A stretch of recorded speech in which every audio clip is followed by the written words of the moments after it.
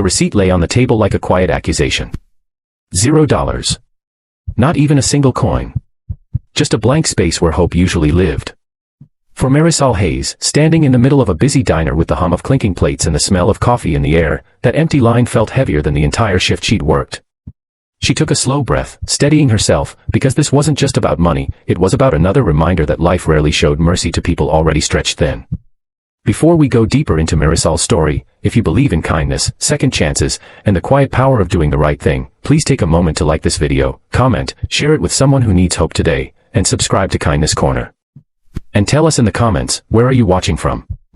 Marisol was 27, a single mother doing her best to hold together a life that felt permanently one bill away from collapse.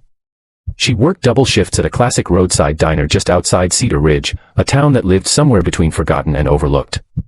Her mornings began before sunrise, packing snacks and coloring books for her 4-year-old daughter, Ilara, who spent the day with a kind neighbor while Marisol poured coffee for strangers who rarely learned her name.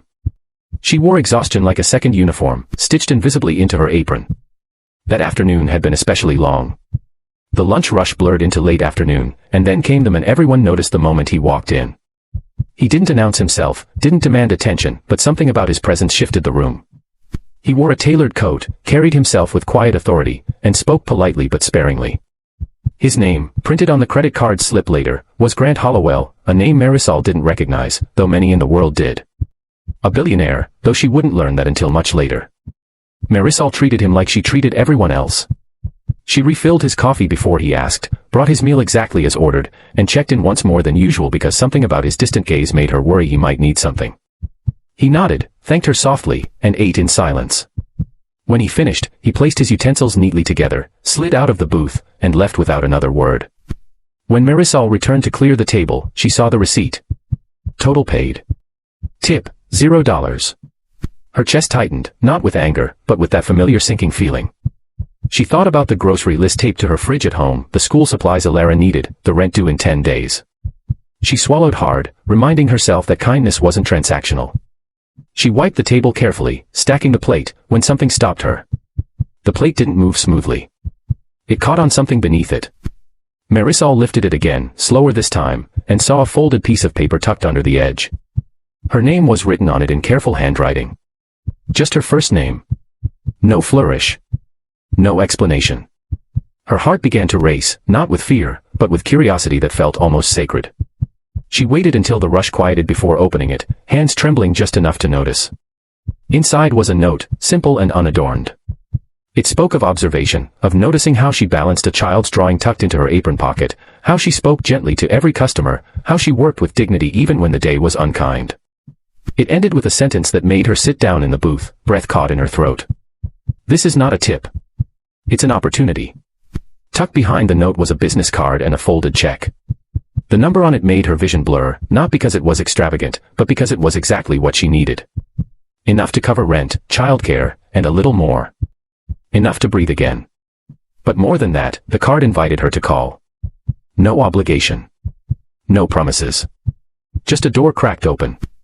Marisol went home that night in a daze.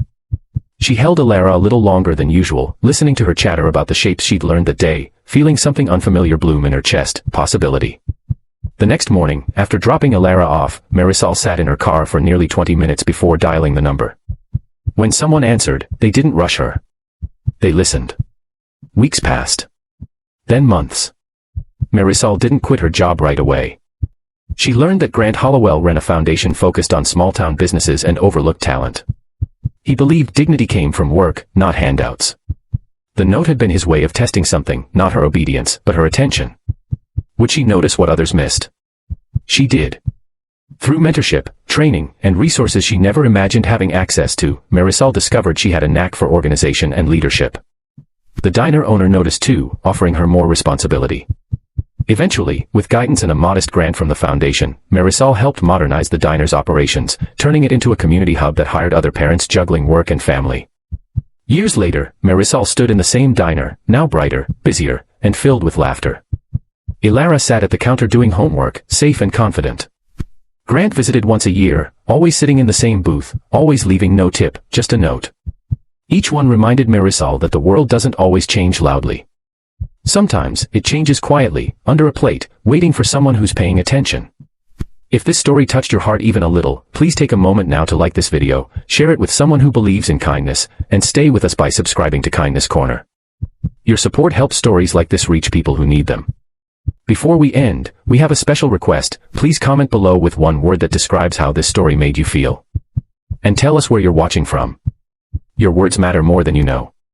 Because sometimes, what looks like nothing changes everything.